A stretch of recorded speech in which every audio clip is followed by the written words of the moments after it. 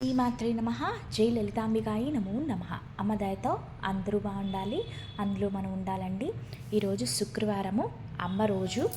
అందుకనే మన బంగారు లలితమ్మ గురించి 68వ శ్లోకంలో ఏం చెప్తున్నారో మనందరం చక్కగా తెలుసుకుందామండి. శృతి సీమంత సింధూరీకృత పాదాబ్జధూళిక.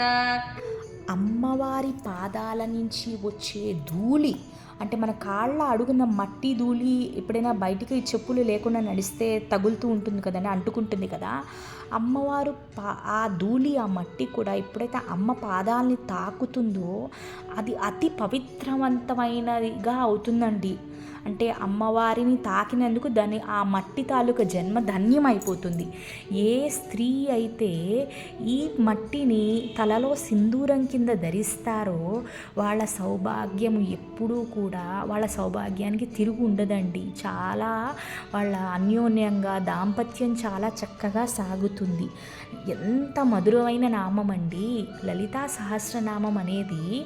అమ్మవారి గొప్పతనం గురించి, అమ్మవారి ఇష్టాలు, అమ్మ ఎలా కనిపిస్తారు, ఎలా ఉంటారు అన్నదేనండి. నిజంగా మీరందరూ కూడా నేను చెప్పే వీడియోస్ మీరు మనస్ఫూర్తిగా వింటే మీరు చాలా ఆనందంగా అనిపిస్తుందండి. అంటే మన తెలియకుండానే మనలోని ఒక ప్రకారమైన ఆనందము అమ్మ సృష్టించేస్తారు. ఎందుకంటే అమ్మ గురించి అంటే అంత మంగళకరమైన ఆవిడ గురించి, పెద్ద ముత్తైదువు గురించి మనం తెలుసుకుంటున్నాం కదండి.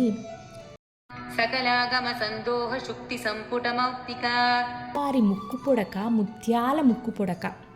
ఆ ముక్కు పొడకనైనా చిన్న ముత్యాలు ఉంటాయంట. ఈ ముత్యాలలో ఆ బంగారు తల్లి వేదాలు, తాళపత్రాలు, శాస్త్రాలు ఇవన్నీ కూడా దాచుకుంటారండి.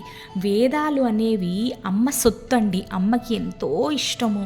అవన్నీ కూడా మన కోసం సృష్టించారు. ఎవరికి అందరికీ ఈ వేదాలు నేర్చుకునే అదృష్టం ఉండదండి. ఎందుకంటే ఆవిడ చాలా రహస్యంగా ఆవిడ ముక్కు పొడకలో ఇవన్నీ దాచేసుకుంటారు కదా. ఈ వేదాలు నేర్చుకోవడానికి కూడా ముందుగా అమ్మ దయా కృప, అమ్మ ఇష్టం ఉంటేనే ఏ మనిషి అయినా వేదాలు నేర్చుకోగలరండి. అమ్మ ఆజ్ఞ లేనిదే చీమైనా కదలదు అంటారు కదా. అమ్మ ఎవరికైతే ఈ వేదాలు రావాలని కోరుకుంటారో వాళ్ళే ఈ వేదాలు నేర్చుకోగలరండి. కొంచెం కోల్డ్ వల్ల గొంతు బాగోలేదు, ఏమనుకోకండి. ఇదండి 68వ శ్లోకం తాలూకా అర్థము. మీ అందరికీ నచ్చితే తప్పకుండా లైక్ చేసుకోండి, సబ్స్క్రైబ్ చేసుకోండి. ఏ పని చేసినా అమ్మ దయతోనే. శ్రీమాత్రే నమః. Thank you so much.